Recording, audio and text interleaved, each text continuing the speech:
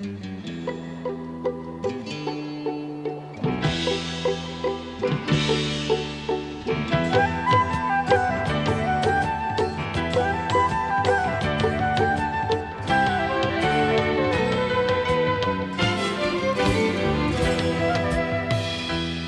you for joining us. Our program today will focus on how medical research worldwide is improving health and longevity, and how organ transplants are now performed as the preferred therapeutic option of choice. Cryonics research is prolonging the viability of donated organs and is changing the way we deal with disease. To tell us more about this groundbreaking research, we have Joe Kowalsky of Alcor and Bill Faloon, the co-founder of Life Extension Foundation, who will update us on these essential subjects following these messages. You know you need CoQ10 and fish oil for your heart. You also know you need a multivitamin to maintain your health. But what you don't know is that an award-winning CoQ10, fish oil, and multivitamin are all made by Life Extension. Why settle for less than the power of science, the power of life, the power of Life Extension? At Gardens Wellness Center, we provide a full menu of holistic services under one roof. Services to heal the body through chiropractic care, acupuncture, and colon hydrotherapy, and services to heal the mind through hypnotherapy, neurolinguistic programming, and life coaching. We practice functional and Chinese medicine and offer a full herbal pharmacy. Visit us today and take charge of your health.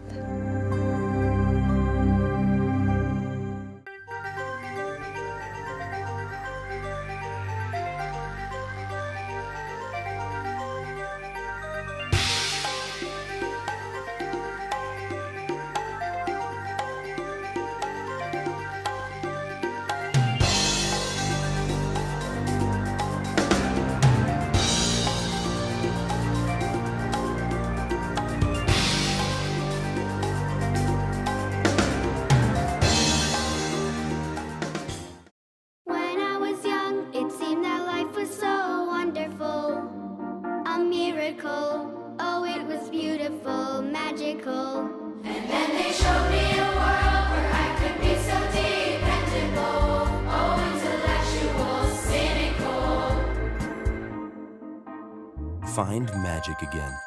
Sprout by HP. With Intel RealSense technology inside, now you can bend the rules of creativity outside.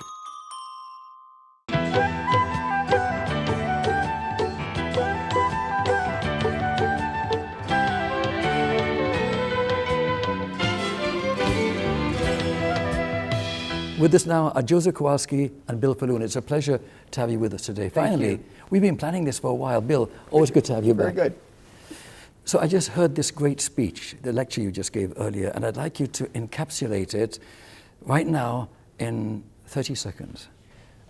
Well, there are a number of things going on in our world today that society wants to have done. Organ transplants, making organ transplants safer, less costly, more available. And one of the ways that some of the research that's going on is in organ freezing. So we like to encourage this. It's something that society wants to do. The government is funding it. It's very important as a stepping stone to cryonics.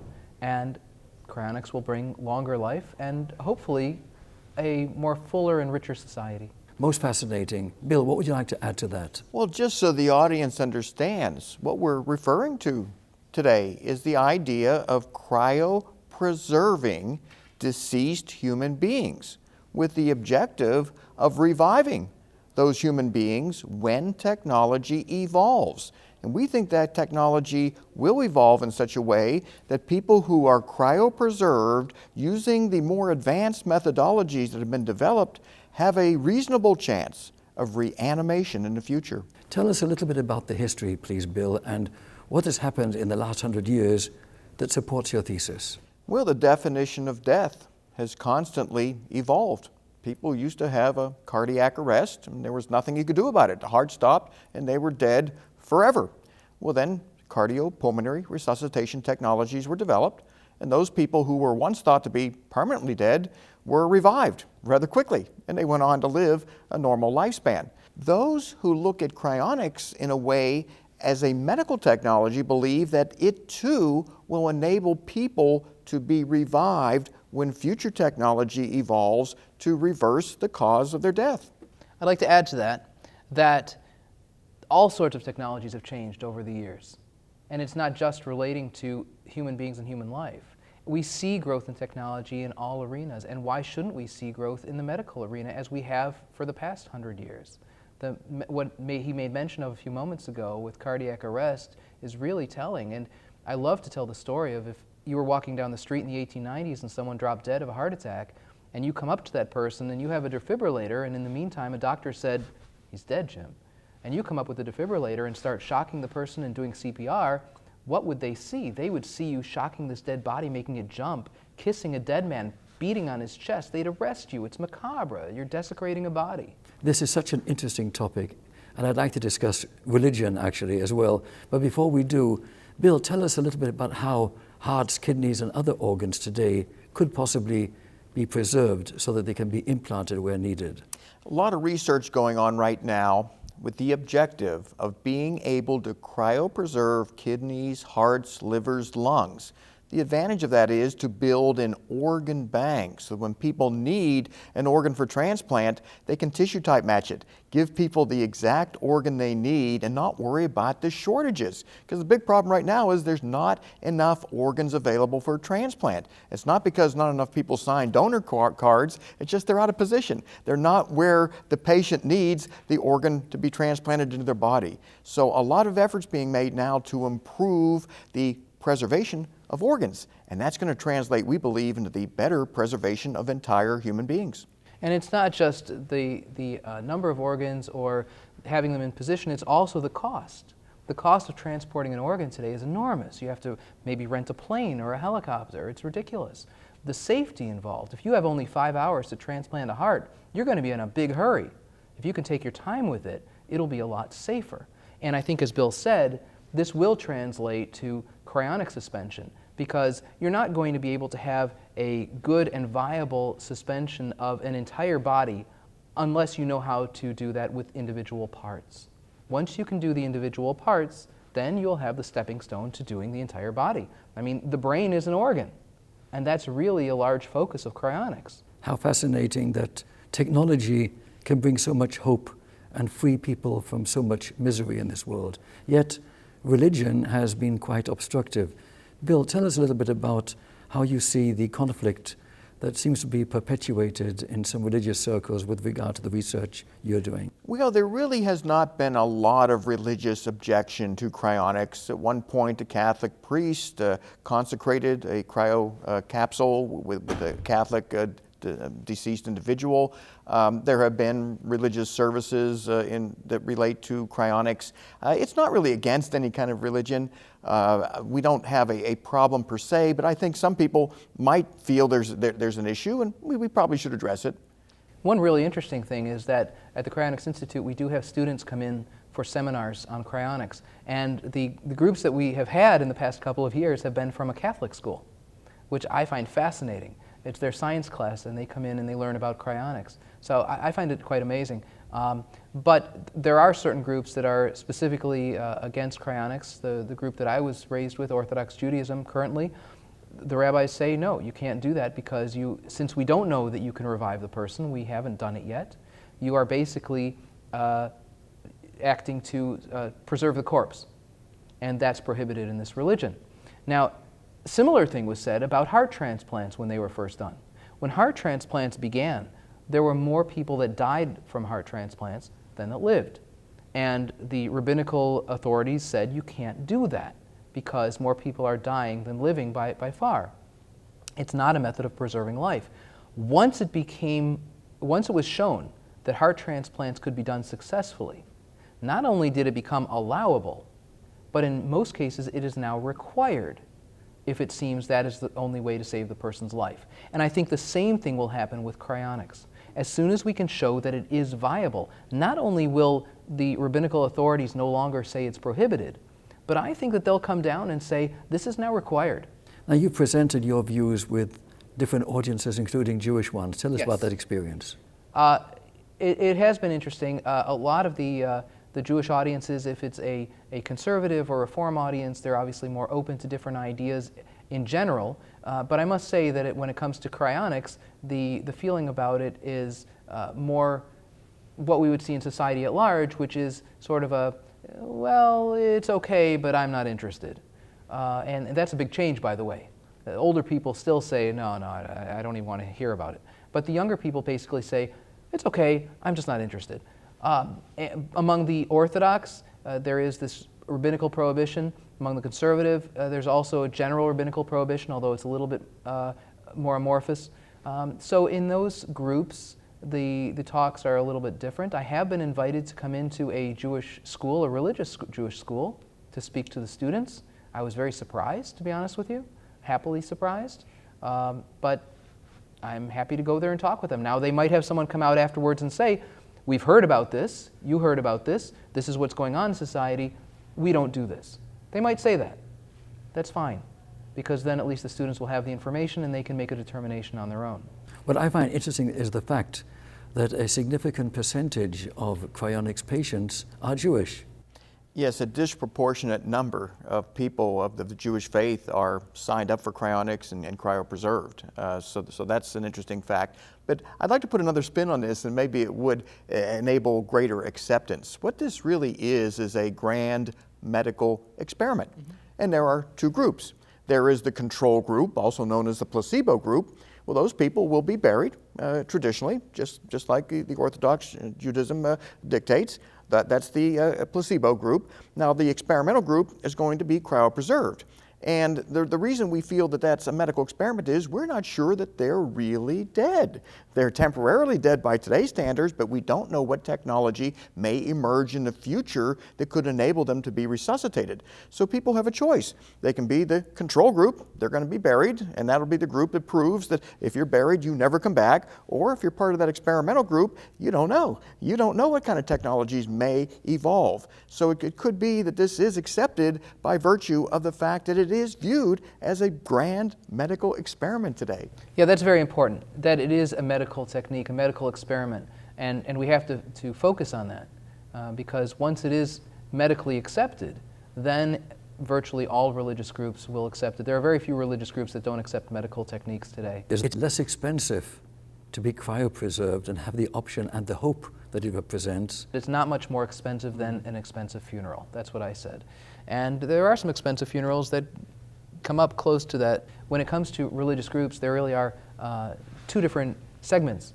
There's the ones that are very much believers in living forever. And some religious groups say you're going to live forever on earth, some say you're going to live in heaven, whatever it might be. They do believe in long, eternal life. Tell us about the difference between the belief so many people have on this earth that they will go to heaven with no technology involved, just belief, and other people who believe in science and technology, such as yourself. Well, you know, it's a hard thing to know about, the idea of belief, because in some sense I think all of us believe something. I believe that this technology will succeed. On that happy thought, I'd like us to take this commercial break. We'll be back in just a few moments.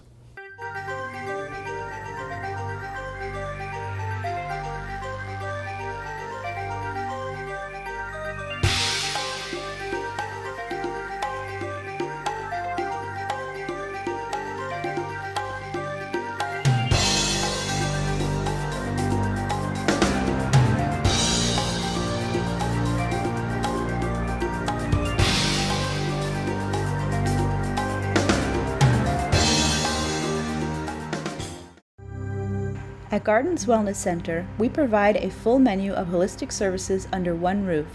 Services to heal the body through chiropractic care, acupuncture, and colon hydrotherapy, and services to heal the mind through hypnotherapy, neurolinguistic programming, and life coaching.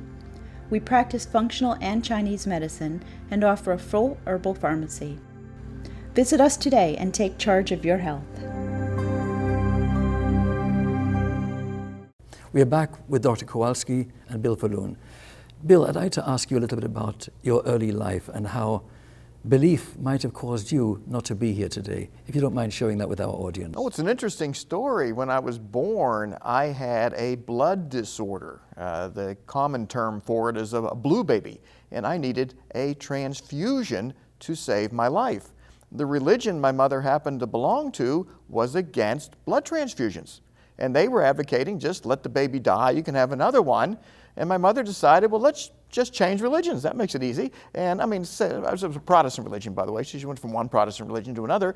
They did the blood transfusion, and I'm alive. I'm 61 years of age, and I'm still here, thank goodness. But technology sometimes can be held back by religious beliefs that perhaps maybe are just a little bit premature in what they're advocating, that they're just not progressive enough to understand that medical technology is a good thing. And a blood transfusion shouldn't be viewed as something that's antithetical to a certain religious tenet. So in my own personal case, I'm here because my mother rebelled against her particular church and simply went to another one. That is so true. And also, you've got the other side of this coin, and that is where religious groups have actually pushed the science and technology forward.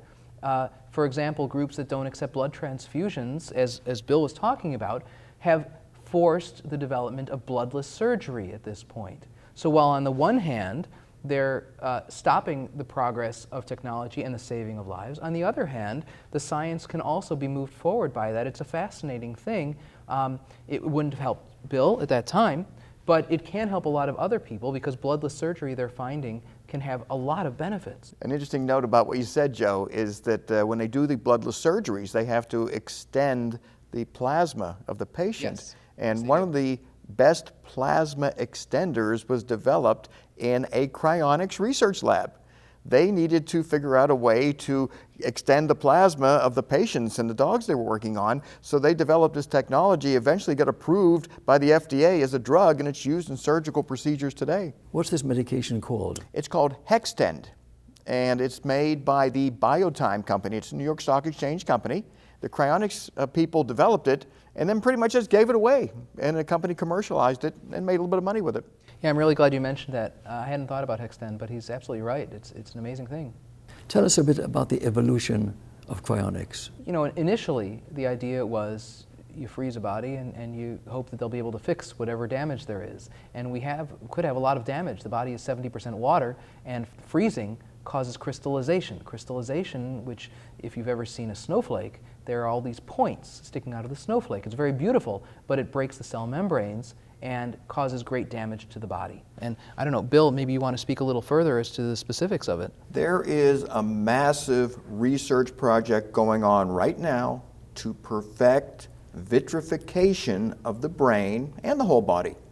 This involves incorporating technology that prevents those ice crystals from forming and enables patients to be cryopreserved with significantly less damage than what was done in the 1960s and 1970s.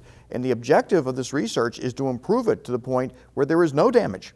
We could literally revive somebody after they're cryopreserved once this technology is perfected. Please tell us about the Stasis Foundation. Stasis Foundation is involved in putting together a project called the Timeship.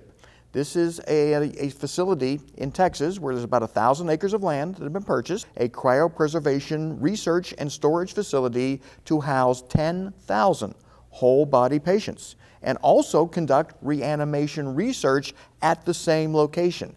We want the scientists to have the incentive to know that right around them are cryopreserved people who are expecting them to discover a way to revive them, to bring them back to life. Speaking of good causes, that foundation which you're involved with also is there to preserve endangered species. Tell us of that. Yes, it not only houses the 10,000 cryopreserved humans, but it also will cryopreserve near extinct species, so that we'll always have access to that DNA in case there's ever an opportunity to revive extinct species or to revive cellular material. There'll be all kinds of scientific achievements going on at what we term the Timeship Facility, which is a project that is ongoing. It's been ongoing since the late 1990s, and they're developing all kinds of technologies to improve the storage of the cryopreservation patients. Not only animals but also plant species, I understand. Well, a lot of people have their pets cryopreserved. Many, many pets have been cryopreserved. And of course, the whole ecological system is preservable with the use of low temperature physics, which is what cryonics represents. So just all kinds of interesting techniques are going to evolve in the medical arena that are going to save human lives today and at the same time enable people who aren't able to continue to live to be preserved so that they have an opportunity to take advantage of all the advances that will occur forever. What would you like to add to that? I just think it's a fascinating idea. It's amazing. I don't know that there's anything that I can add. Bill, please tell us about this book, The Prospect of Immortality.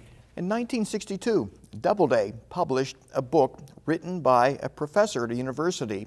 The title, The Prospect of Immortality, written by Robert Ettinger.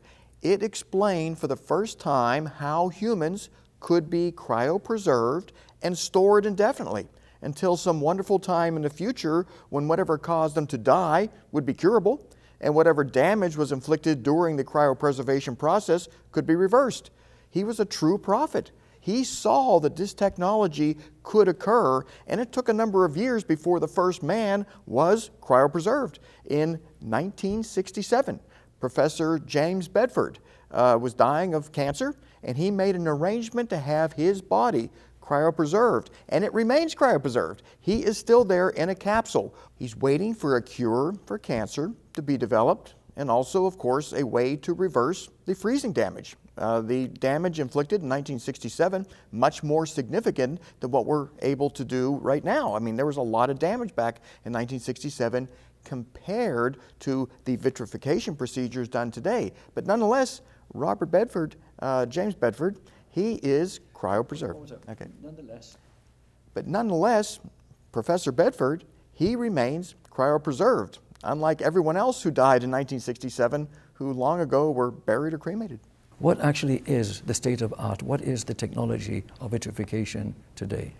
There's a Southern California laboratory that is doing vitrification research. They were able to take a rabbit kidney, that's where they do most of their research on, is rabbits. They were able to cryopreserve that kidney and transplant it into another rabbit, and that other rabbit lived for 42 days. They were able to restore viability to a vitrified kidney, a major breakthrough. Routinely at this 21st century medicine laboratory, they cryopreserve brains, and they are able to restore electroencephalograph activity, EEG activity, to these once cryopreserved brains. It's a very interesting observation, by the way, in the laboratory, where you see a slice of brain emitting EEG signals. It was dead, it was frozen, and it was then thawed out, and it came back to life. And when you see this in the laboratory setting, it really makes you understand how this will be feasible probably someday in the future. And I think that we have to focus on the fact that in nature it is feasible today. There are small animals that freeze over the winter, and all of their body functions stop. And in the spring, they revive and their body functions start again. And there was the freezing of the tardigrades for 30 years. 30 years. And they were brought back, and they lived, reproduced. So we see that it happens in nature. We see that it can happen in nature. And if it happens in nature, it's very, very likely that we'll be able to copy that process, just as we did with heavier-than-air flying machines. We copied the birds, and we can fly. I've read about tardigrades, and I've always been fascinated by their capability of actually living in space and freezing, Yes. Immune to radioactivity, really fascinating. And cute little creatures, too. I don't know about that. Bill, I have a question for you. Tell our audience a little bit more about the cryopreservation process. Well, people have to sign up ahead of time in order to get the type of cryopreservation that's likely to result in their future reanimation. And I say that in the context of you want to be cryopreserved immediately after you die. And if you don't have the pre-arrangements in place, you wind up spending a couple days in a morgue waiting for all the arrangements to be put into place. It's an absurd situation. There are so many people who want this service, but they procrastinate. They don't sign up ahead of time, and the cryopreservation is delayed. Their odds of being reanimated significantly reduced. If you are signed up ahead of time, it's really nice. There can be a standby team waiting for you to die, literally. So at the moment you're declared legally dead, also known as clinical death, doesn't mean there's anything wrong with your brain cells, by the way. Your heart may have simply stopped beating. You're just as alive almost as anybody else, except your heart isn't beating anymore. They can restart your heart. They can treat you like an organ transplant patient, which they do, meaning they revive you temporarily, slowly cool down, put in all kind of medicines, medications that protect against ischemic damage. When the oxygen flow starts to diminish, there's all this medical technology that can be immediately implemented if you make the prearrangement. And we have all that set up. We have portable operating rooms that can come to a hospital, can come to your home, and create the cryopreservation immediately, no delay.